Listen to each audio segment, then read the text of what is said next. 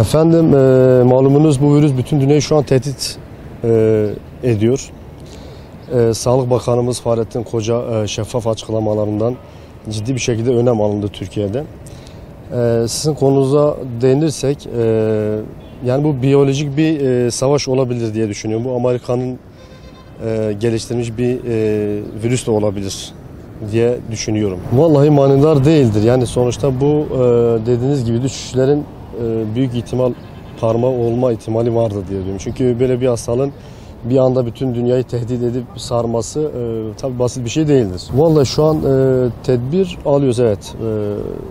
Ne gibi tedbir? Vallahi hijyenimize dikkat ediyoruz. Ellerimizi dezenfekte ediyoruz. Ellerimizi günde 3-4 sefer sabunla, kolonyayla yıkıyoruz. Yani bu şekilde tedbirler alıyoruz. Tevekkül güzel bir şeydir. Yani insan tedbiri aldıktan sonra, gerisini Allah'a bıraktıktan sonra illaki Allah-u Teala insanı muhafaza edecektir diye düşünüyorum. Ama insanların biraz daha bilinçli olduğunu görüyoruz. Bir de Sağlık Bakanlığı'nın da şeffaf açıklamaları insanları daha duyarlı kılıyor. Yani bir de biz halk olarak, toplum olarak temiz, hijyenimize önem veren kesim insanlar olduğumuz için yani Allah'ın izniyle biz bu salgını da içimizden def edeceğiz. Yani içimize bulaştırmadan yeneceğiz diye düşünüyorum. Şimdi bu Çin'in son yıllardaki ekonomik gelişmesi hep göze battı. Bunun bir şekilde durdurulması gerekiyordu. Bu da tahminen Avrupa'yı güçlerin işidir. Ben o şekilde tahmin ediyorum. Daha önce böyle bir hastalık, ufak tefek hastalıklar çıktı ama bu kadar geniş kapsamı değildi. Ama bu bir ne derler ona? Savaş durumu. Yani kimyasal savaş veya bulaştırılmış bir hastalık veya deney. İnsanlar üzerinde yapılan bir test. Bu şekilde düşünüyorum. Yok yani tedbir falan almıyorum. Tedbir almamız gerekiyor. Aslında en başta yapmamız gereken temizliğimize dikkat etmek. Birinci şart bu. Ellerimizi temiz. İkinci şart da mümkün olunca kalabalık ortamlardan uzak durma. Yani tek dolaşma. İnsanlarla fazla temas kurmama. Bu şekilde düşünüyorum. Ya tabii önce tedbir alacaksın, sonra tevekkül edeceksin. Tedbirini almazsan tevekkül boştur. Tevekkülünü yaparsın, tedbirini almazsın, hastalığa girersin, Allah'ın üzerine atmayacaksın böyle şeyleri. Biz tedbirimizi alalım, tevekkülü Allah'a bırakalım. Bizim fırsatçılar bunu hemen fırsata çevirmişler. Şu anda dezenfekte almaya gittim bir şeyden. 30 lira diyenler var, 50 lira diyenler var. Bir maskeye 10 lira diyenler var. Tabii 10 liramış şu anda. 50-60 lira diyenler var. İster al, ister alma diye böyle şey yapan arkadaşlarımız var, fırsatçılar var. Bunu fırsata çevirmesinler, vicdanları sızlasın, evine helal ekmek götürsünler. Tabii muhakkak dayanışma gerekirken ama fırsatçılar bizim insanımız cebini doldurmaya peşine düşmüşler şu anda. Tabii bunun için bakanlığımızın tedbir alması lazım. Sağlık Bakanlığı'nın bunların fiyatların çıkış nedenleri ne kadar olduğu bellidir. Ama bunu fırsata çevirmeden bir şekilde atlatmamız lazım. Yani vatandaş olarak şu anda bizim dezenfekte, başka bir de toplu alanlarda çok durmama olabilir. Başka bir önlemimiz yok. Takip ediyoruz. Türkiye'ye gelmediği için mutluyuz. Ama söylentiler var. Türkiye'ye geldiği yönünde Sağlık Bakanlığı'nın da yaptığı açıklamalar var. Biz tedbirimizi alıyoruz. Yani şöyle bir şey var. Tedbir al, takdiri Allah'a bırak diye bir söz vardır. Yani biz öyle yapıyoruz. Ellerimizi bolca yıkıyoruz. Temizliğimize dikkat ediyoruz.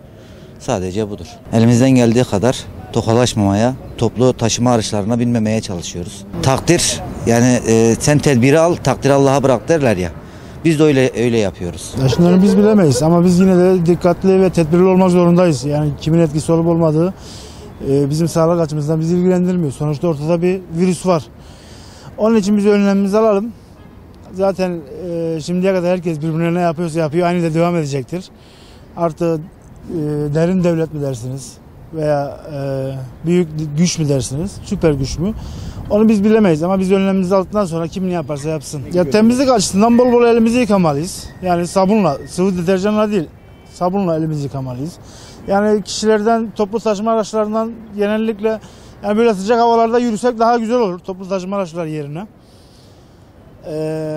Elimizi, yüzümüze, ağzımıza nefes açısından kimseye yaklaşmamak gibi bir önlemler alabiliriz. Fırsatçılara çevrilen yerler de var, çevrilmeyen yerler de var ama ön plana fırsatçıya çevrilen yerler gösteriliyor. Çevrilmeyen yerler de var. Bu Gaziantep elimizde yani 1 liradan 35 liraya kadar maske alabileceğimiz yerler halen mevcut. Yani hiçbiri yükselmemiş. Ama sanmıyorum ki maske takıp da virüsten korunabilesin. Yani hasta olan bir kişinin maske takması lazım. Sağlıklı olan birinin değil. İmalata ağırlık vereceğiz ama şu anda bizim Türkiye'de o kadar fazla olduğunu düşünmüyoruz. Belki yayılabilir, Allah bilir ne olacağını ama fırsata çevirmesi için devlet yani denetimlerle bunu önleyebilir. Başka türlü yapamaz. Valla bu konuda tedbir almamız lazım. Yani uzmanlar uyarıyor her gün. Bizim de yapacak tek şeyimiz var. Ellerimizi yıkamak, tokalaşmamak. Ne bileyim işte mümkün olduğu kadar maske takmak. Böyle işte tedbirler almamız lazım. Şu an tedbir aldım. Ne gibi derseniz sürekli ellerimi yıkıyorum zaten. Bu yeterli olduğunu düşünüyorum zaten. Elimizden geleni yapacağız. İşte sonra da Allah'a sığınacağız. Allah bizleri korusun. Virüsle alakalı eve dezenfektan aldım. Dezenfektanla her yeri temizliyorum. Elimi günde 10 kere yıkıyorum. Hapşurken ağzımı daha çok kapatmaya dikkat ediyorum. Öyle dönemlik şeylerle geçiştirmeye çalışıyoruz ama zaten korkuyoruz. Tabii ki değildir. Tedbir almak da gerekir. Tedbir senden, takdir Allah'tan. Önce tedbir alacaksın ki kurban olduğum Allah da ona göre sana şey yapacak. Tevekkül edecek. Ben kendi şahsi görüşüm Amerika vardır. Tabii bunu Çin'i vurdu. Önce ekonomisini vurdu. Sonra da dünyada etkili oldu da. Ama genellikle Amerika'da olduğunu düşünüyorum. Oradan geldiğini düşünüyorum. Tabii bilinçli yapılmıştır bu. Ekonomiyi vurmak için şu an Türkiye'de de görüldü zaten. Ama Amerika'nın işi olduğunu düşünüyorum. Kendi şahsi olarak işte dikkat etmeye çalışıyoruz.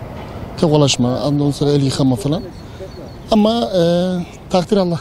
Allah'tan gelir. Başka bir şey yapsın diyecek bir şey yok. Vallahi işte temiz olmamız lazım. Yani tokalaşma ya öpme gibi şey gibi sıkıntılar oluşmaması için bunlardan uzak olması lazım. Devamlı temiz olması lazım. Başka bir şey yok yani. Vallahi ben elimden geldiği kadar temiz şey etmeye bakıyorum. Fazla tokalaşmaya şey etmiyorum yani. Ya biz tedbiri alıyoruz. Takdiri Cenab-ı Allah'ındır her zaman yani. Vallahi benim düşünceme göre bence Amerika'nın işidir ya. Bu koronavirüsü Amerika'nın bir işidir. Adamlar artık dünyaya hükmetmeye çalışıyor. Benim görüşüm böyle. Vallahi şu an bir tedbir almıyoruz. Yapacağımız tek şey selamlaştıktan sonra mesela ondan sonra nasıl diyeyim sana bir yere otobüse bindikten sonra gidip elimizi tertemiz yıkayacağız. Yani temizliğimize önem vereceğiz. Yani yapacağımız bir bu var. Başka yapacak hiçbir önlem yok. Şimdi şöyle bir şey abi yani öncelikle temiz tutmamız lazım kendimizi. Bir de C vitamini almamız lazım. Artı bir de bu Çinliler yani sürekli her şeyi yiyorlar yani. Köpek olsun. Bu koronavirüsü de köpektendir yani büyük ihtimal. Yani ona benzer şeyler. Tabii ki tedbir alıyoruz. Ya sürekli temiz tutuyoruz. Mesela yani kendimizi temiz tutmamız lazım. Bulut yağmur yağdırmaz. Hastalık adam öldürmez. Allah'ın emri olmazsa. Tedbirini al, takdir Allah'a bırak. Ölümden korkma.